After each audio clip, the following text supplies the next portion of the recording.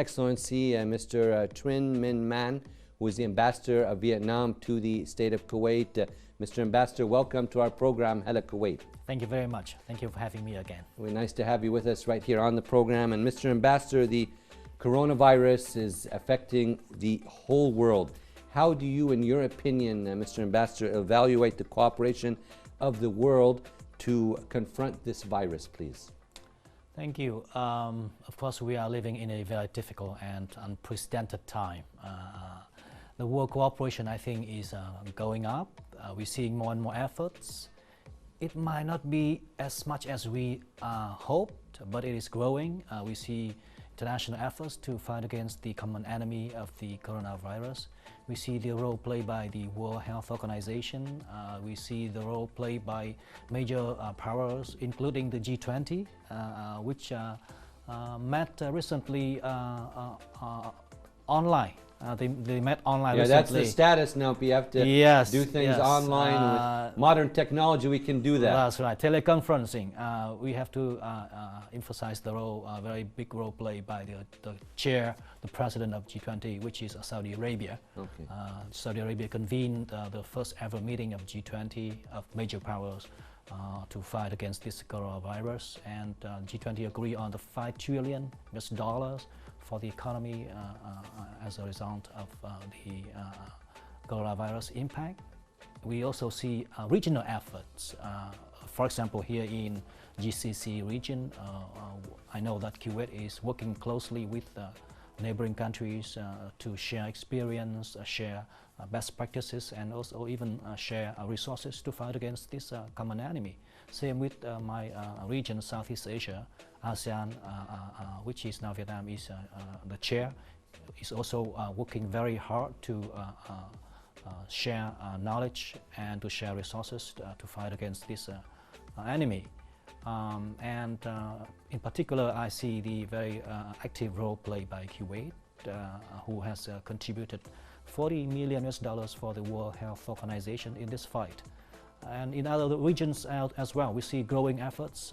But as the pandemic is wreaking more havoc, wreaking more impact on the world economy, I think many people wish we would have more international cooperation on this fight.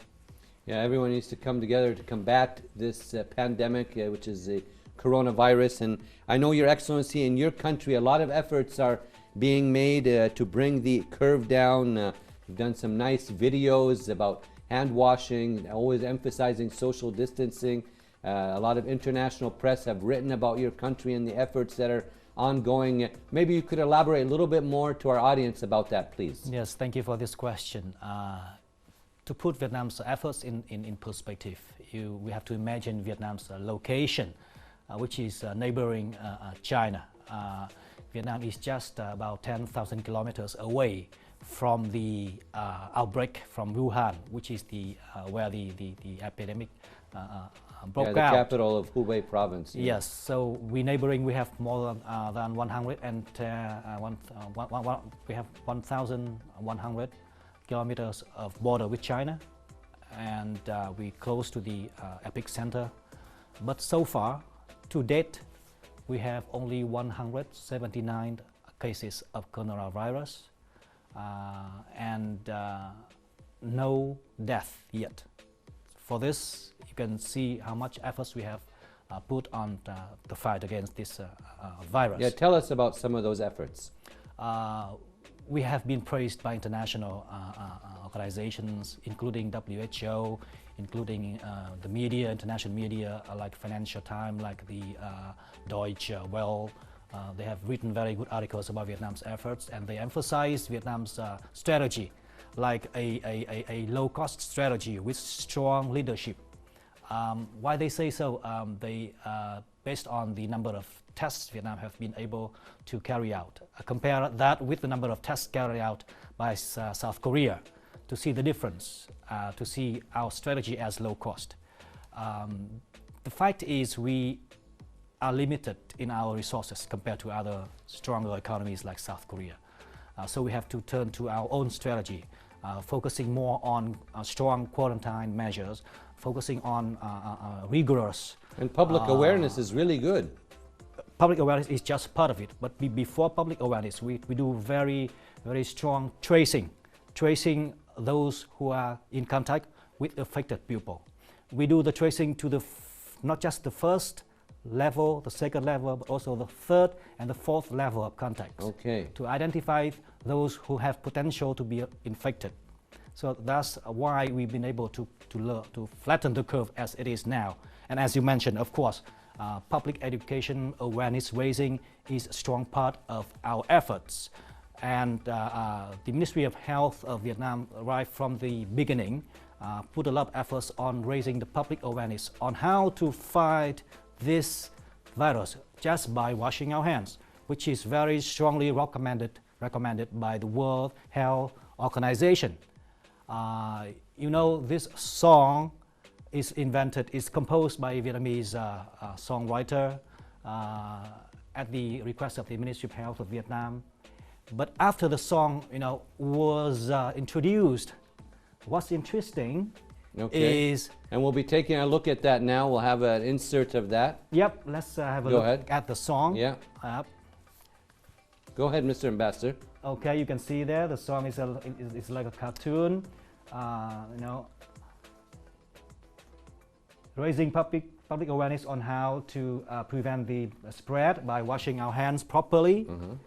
The name of the song is Jealousy COVID. It is used from a available song which was very popular in Vietnam, and the composer just write the new lyrics to it. But what's important is, after the song is introduced, a very famous dancer of Vietnam, he introduced the dance going to the lyrics of the song, and he also introduced the dance on TikTok to challenge people to imitate, to follow the dance. Well, that's and great. Now if you Google, you go to YouTube, you just type hands washing dance challenge. You can see millions and millions of people have followed the challenge, have taken the challenge to dance along with him, along with the dancer of Vietnam. And his dance has also been taken on the shows of HBO last night, and also goes on CNN and CNBC and so on and so forth. Yeah, it's been getting a lot of airplay, and I know you're doing a great job, your country, with many different efforts. Mr. Ambassador, how do you rate the efforts, and how do you see the efforts right here in the state of Kuwait to combat the coronavirus, please? Wow, I'm very impressed with the efforts, with what have been done by the Kuwaiti government. Being here in Kuwait, I think I am and we are lucky, because Kuwaiti's government has taken very early and very strong measures. As I follow what's taken by Kuwait and I follow other countries, most of the countries in the region and the world, they take the measures after Kuwait did. So we feel very impressed and we feel very secure because of what the government here has done. For example, the closing down of borders, the closing down of restaurants and all the public areas, even golf courses, which is allowed in other countries. The Kuwaitis have placed a lot of importance on the health of the community, of the public, because with those measures taken, you have to suffer the economic losses. You have to sacrifice economic interests.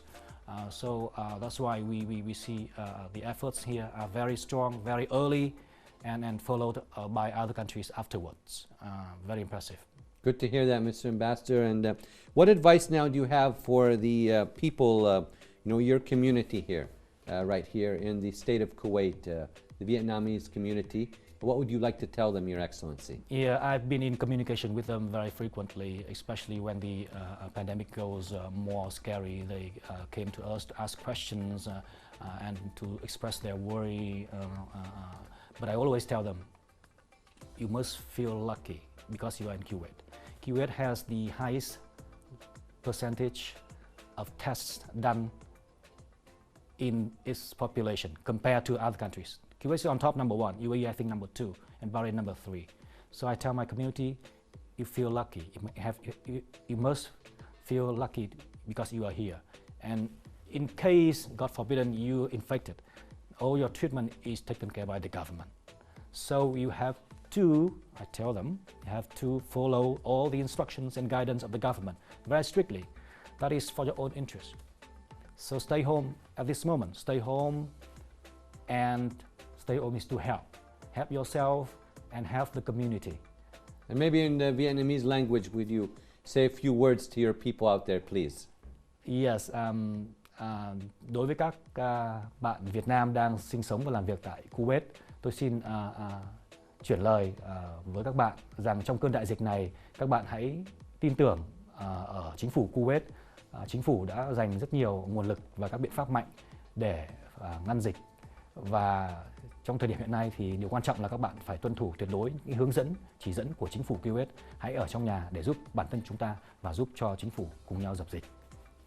Very nice, Mr. Ambassador, and we appreciate your time. Any last comments for the audience watching right now, sir? Well, to all the public, to all the friends of Kuwait, this is a difficult time for all of us. We have to confine ourselves in homes, and we cannot meet our friends, cannot go out a lot, but this is the time we have to share the burden, we have to share the fight with the government. Please stay home, stay safe and stay healthy, do exercise, and learn the COVID dance, the washing hand dance challenge. All right. Organized, orchestrated by Vietnamese artists. Thank you, Mr. Ambassador, and we appreciate your time with us. Thank you very much. Thank you so much. We'd like to thank His Excellency Mr. Trinh Minh Man, the Ambassador of Vietnam to the State of Kuwait, for his valuable time with us tonight right here on the program.